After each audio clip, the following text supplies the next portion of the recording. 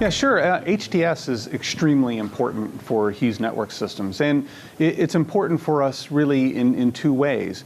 We are an operator of HTS capacity, and we also produce ground systems that we sell to other operators of HTS capacity. In terms of our usage of HTS capacity, it really has started with the North America market. We've got Spaceway 3 satellite launched in 2008, the EchoStar 17 satellite launched in 2012, and next year we have EchoStar 19 launching. And that's altogether, that's going to be well over 250 gigabits of capacity. And we've been able to grow our business to well over 1 million subscribers in the US. And we're expanding with our HTS offering. Next year in Brazil, we're going to be using all of the Ka capacity on 65 West from Eutelsat. And we're going to start a consumer service in Brazil. And we just recently announced another hosted payload with Telesat on Telstar 19. And that again is on South America, primarily to complement the Brazil coverage. So from a service opportunity aspect, HTS is extremely important for us.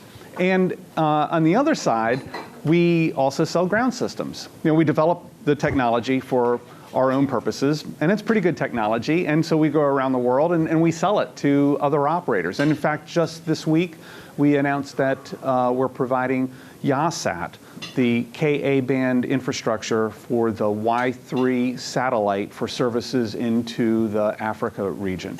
And we expect to see a lot more of those kinds of projects. So HTS is extremely important to us.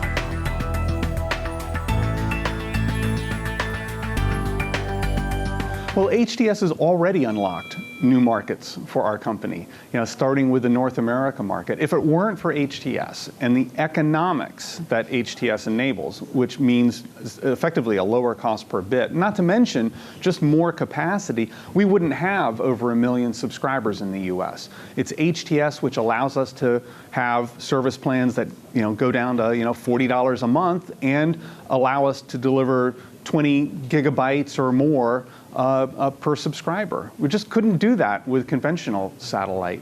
Beyond North America, we think it will also unlock other markets. So for instance, we think that there's opportunity for 3G and LTE backhaul services, as well as Wi-Fi hotspots.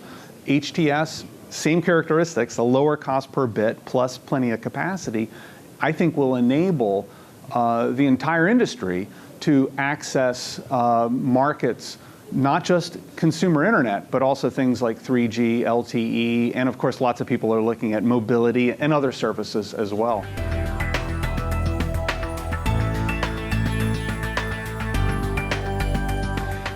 Does it change our relationship?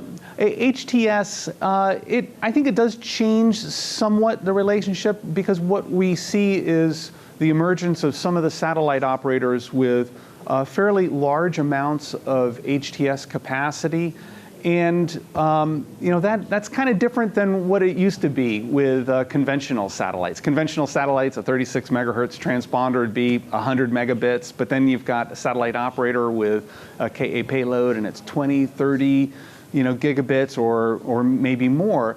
And so the nature of that relationship is different. And one example is what we've done with Yahsat.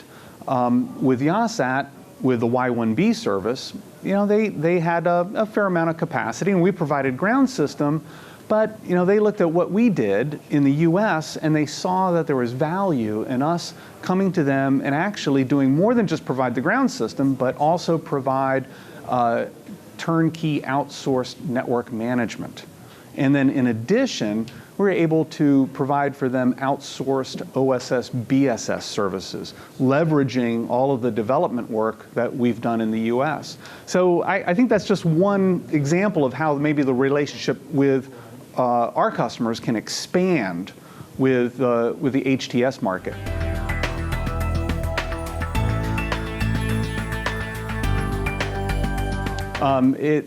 Already, HTS is extremely important for us.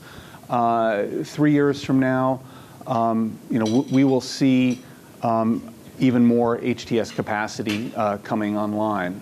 So it's already important for us today, HTS capacity.